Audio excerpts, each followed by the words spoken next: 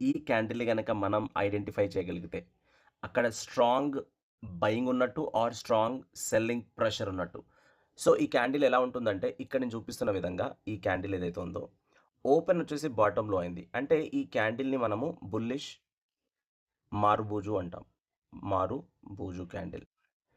ఒకవేళ ఆ రోజు గనక సెల్లింగ్ ఉంటే బేరిష్ మారుబూజు అంటాం.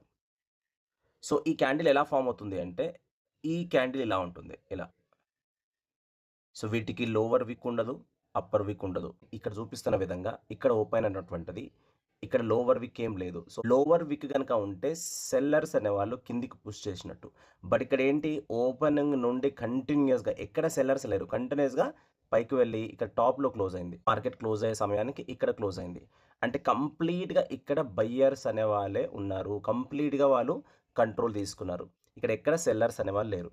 ఇలాంటి క్యాండిల్ గనక మనము ఐడెంటిఫై చేయగలిగితే, అప్పుడు మనం ఎంట్రీ తీసుకోవడానికి ట్రై చేస్తాం. బట్ దీంతో పాటు ఈ ఒక్క క్యాండిల్‌ని చూసి మనము ఎంట్రీ తీసుకోకూడదు.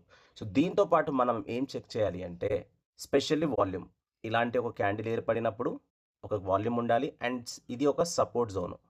ఇదొక సపోర్ట్ జోన్ దగ్గర ఏర్పడాలి. ఒక సపోర్ట్ దగ్గర ఫార్మ్ అయ్యి, ఇలాంటి క్యాండిల్ గనక ఏర్పడితే విత్ వాల్యూమ్‌తో పాటు పైకి వెళ్ళినప్పుడు మనం ఎంట్రీ అని తీసుకుంటాము.